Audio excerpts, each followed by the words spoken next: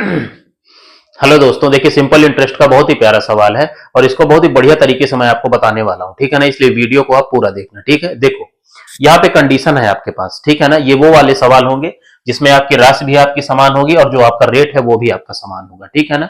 इसका मतलब ये हुआ कि मूलधन भी आपका समान होगा और जो दर होगा और रेट अगर समान है तब ये वाली ट्रिक आपकी लगेगी, ठीक है ना। देखो इसमें क्या है, पहले कंडीशन में आपको रेट दिया हुआ है 6.4% और टाइम दिया हुआ है आपका 3/3/4 वर्ष, ठीक है ना। तो आप इसको यहां से आप निकाल सकते हैं ना कितने परसेंट आपको टोटल एसआई आपका मिलेगा, ठीक है ना।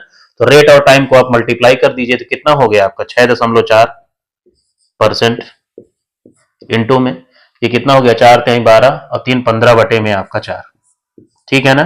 तो ये कितना हो गया 4 से ये कितना 16 बार में जाएगा 1.6%, ठीक है।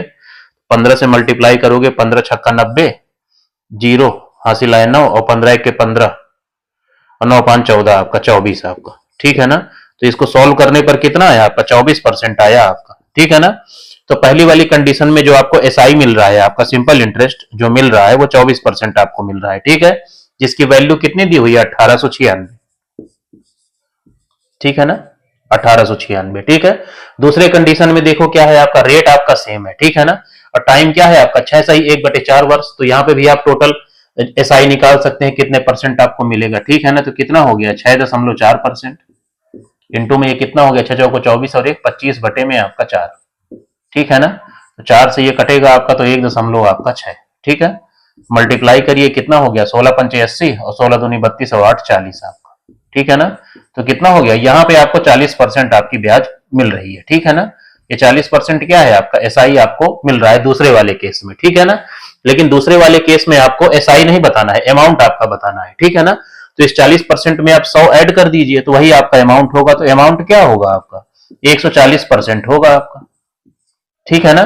तो एक चीज आप देखो 24% की वैल्यू आपको पता है और 140% की आपको निकालना है तो आसानी से आप निकाल सकते हैं, ठीक है ना। तो यहाँ पे क्या हो जाएगा देखो 140% डिवाइड बाय आपका 24%, नॉर्मल कैलकुलेशन है, और गुणे में आपका 1896, ठीक है ना।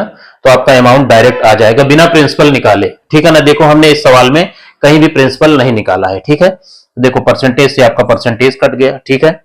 और ये कितना हो गया देखो 3×8=24 हो गया, ठीक है। और 3×6=18, 3×3=9 और 3×2 आपका 6 हो गया, ठीक है। 4 से ये कटेगा 4×2=8 और ये कितना हो जाएगा आपका 4×1=4, 2×6 और 4×5=20 और 4×8=32 आपका, ठीक है ना। और 2 से ये आपका कटेगा आपका 70 बार में, ठीक है ना। तो जो आपका अमाउंट आएगा ज्यादा नीचे तो नहीं हुआ जा रहा है, वो आएगा आपका 158 और गुणे में आपका 70, ठीक है। मल्टीप्लाई करो कितना हो गया 7×8=56 की 6 हासिल आए 5, ठीक है ना। 7×5=35 और 5×40 की 0 हासिल आए 4, ठीक है ना। और 7×1=7 4×11, ठीक है ना। और लास्ट में आपको 0 लगा देना है, ठीक है। तो आंसर क्या आएगा आपका 11,060 जो होगा वो आपका आंसर हो जाएगा, ठीक है ना। तो आप ये इस सवालों करने का एक जो है दूसरा तरीका हो गया, ठीक है ना, कि बिना प्रिंसिपल निकाले भी आप इस सवाल को सॉल्व कर सकते हैं, ठीक है ना। प्रिंसिपल निकालोगे वो तो बेसिक तरीका हो गया, ये थोड़ा आपका एडवांस तरीका हो गया, ठीक है।